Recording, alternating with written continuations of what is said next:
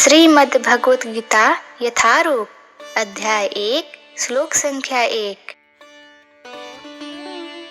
कुरुक्षेत्र के युद्ध स्थल में सैन्य निरीक्षण।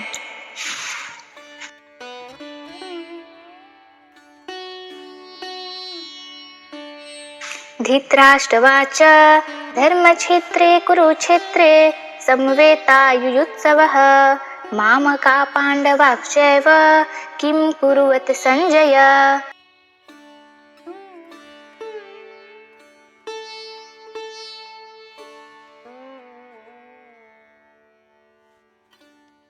शब्दार्थ।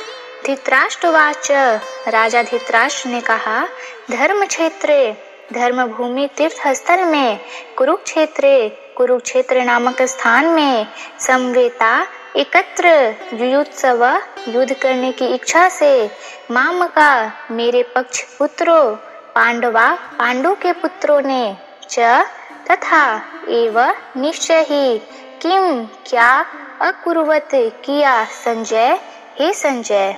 अनुवाद। धृतराष्ट्र ने कहा, हे संजय, धर्मभूमि कुरुक्षेत्र में युद्ध की इच्छा से एकत्र हुए मेरे तथा पांडवों के पुत्रों ने क्या किया।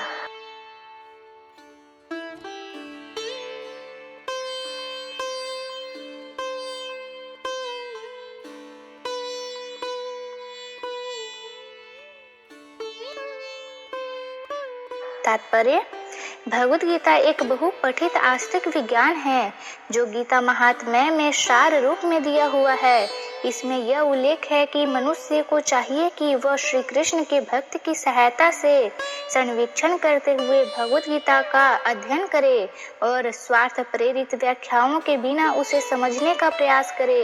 अर्जुन ने जिस प्रकार से साक्षात भगवान कृष्ण से गीता सुनी और उसका उपदेश ग्रहण किया, इस प्रकार की स्पष्ट अनुभूति का उदाहरण भगवत गीता में ही है।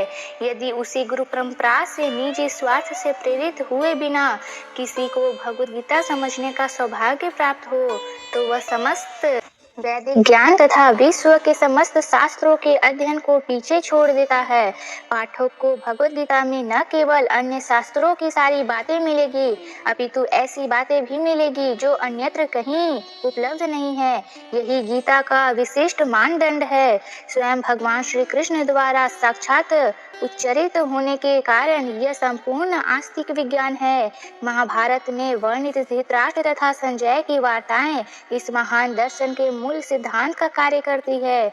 माना जाता है कि इस दर्शन की प्रस्तुति कुरुक्षेत्र के युद्ध स्थल में हुई, जो वैदिक युग से पवित्र तीर्थ स्थल रहा है। इसका प्रवचन भगवान द्वारा मानव जाति के पथ प्रदर्शन हेतु तब किया गया जब वे इस लोक में स्वयं उपस्थित थे। धर्म क्षेत्र शब्द सार्थक है क्योंकि कुरुक्षेत्र के युद्ध स्थल में अर्जुन के पक्ष में श्री भगवान स्वयं उपस्थित थे। कौरवों का पिता धृतराष्ट्र अपने पुत्रों की विजय की संभावना के विषय में अत्यधिक संदिग्ध था। अतः इसी संदेह के कारण उसने अपने सचिव से पूछा। उन्होंने क्या किया?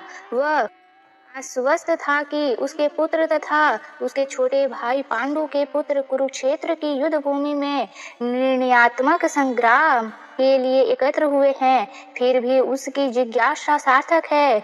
वह नहीं चाहता था कि भाइयों में कोई समझौता हो, अतः वह युद्ध भूमि में अपने पुत्रों की नियति भाग्य भावी के विषय में आश्वस्त होना चाह रहा था। चूंकि इस युद्ध को कुरुक्षेत्र में लड़ा जाना था, जिसका उल्लेख वेदों में स्वर्ग के निवासी के लिए भी तीर्थस्थल के रूप में हुआ है, अतः धृतराष्ट्र अत्यंत भयभीत था।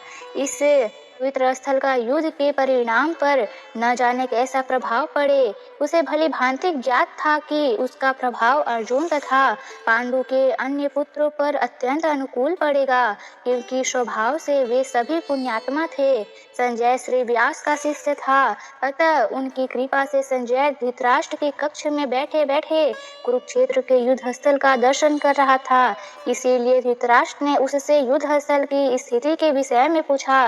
पांडव तथा धृतराष्ट्र के पुत्र दोनों ही एक वंश से संबंधित हैं, किंतु यहाँ पर धृतराष्ट्र के वाक्य से उसके मनोभाव प्रकट होते हैं।